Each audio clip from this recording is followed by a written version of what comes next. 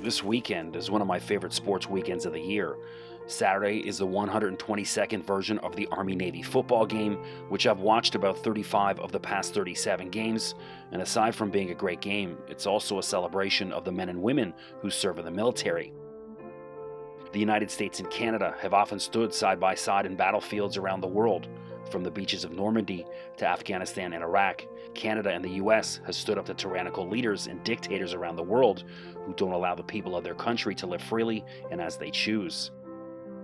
Also this weekend is the 108th Grey Cup, and first since 2019, with last year's game being cancelled for the first time since World War I. The Grey Cup is often a celebration of all things Canadian. While proof of vaccination is already required to attend this year's Grey Cup at Tim Hortons Field in Hamilton, starting in January 2022, all people in Ontario, which is Canada's most populated province with nearly 15 million people, will require a QR code to be allowed to participate in society.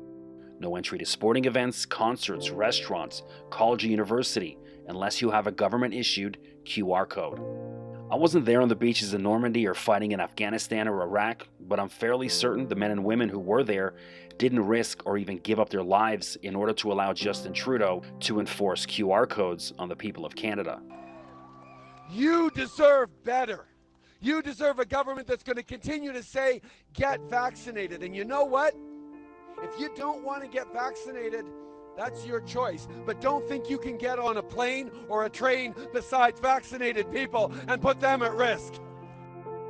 In 2022 in Canada, which is supposedly a free country, if you don't behave in the manner that they like, you simply don't get to participate in society. QR codes to participate in society is a dark and slippery slope, and all Canadians and Americans need to put a stop to this immediately. Over the past year or so, Justin Trudeau has held numerous press conferences announcing that he's secured hundreds of millions of doses of vaccines.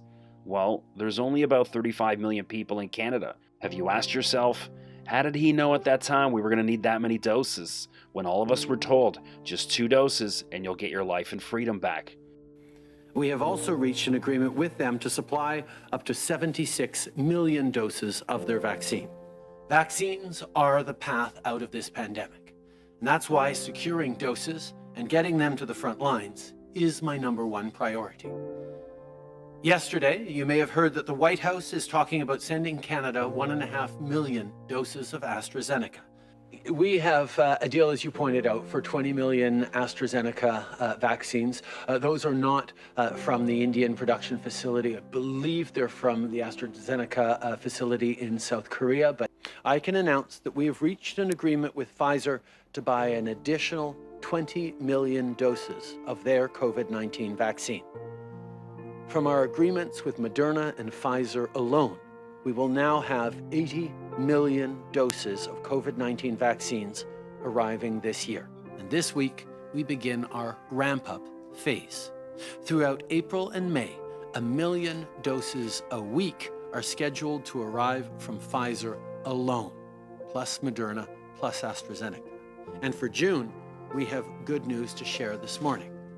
Pfizer has now confirmed that they will be moving up 5 million doses from later in the summer into June. That'll bring our total from 4.6 million to 9.6 million doses for that month alone. None of this is a coincidence. The QR code was the game plan from day one. All of this was part of the game plan that many of you are struggling to grasp or see how it's unfolding. Think about how old this planet is, and for the first time in the history of this planet that is millions of years old, we have a flu-like virus that continues to morph into new variant after new variant that also comes with a carefully crafted and packaged worldwide media-sponsored fear campaign in support of each new variant. Doesn't any of this strike you as odd? You also need to look at the other amazing coincidences of how these variants curiously seem to arise at the exact same time the G7 and other world leaders get together at conferences in fancy European cities.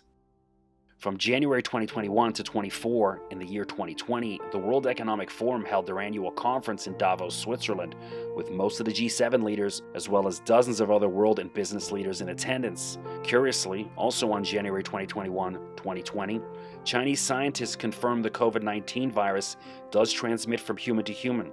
And then on January 23rd, the city of Wuhan was the first city in the world to go into a COVID lockdown. This was all unfolding while many of the world's leaders were all in the same room in Davos. Then on January 31st, the World Health Organization issues a global health emergency. In June of 2021, at the exact time the G7 conference was happening in Cornwall, England, the new supposed Delta variant was being introduced and pumped across media all over the world. Then from October 31st to November 13 in 2021, the G7 and many other world and business leaders all met in Glasgow, Scotland for the UN Climate Change Conference.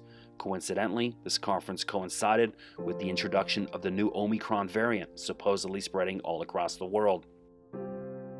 Just like the players in the Army-Navy game who go back into the huddle in between most plays to await instruction on the next piece of the game plan, the leaders of the world who are responsible for this sinister game plan also do the same. The latest variant in the world is said to be Omicron and coming out of South Africa.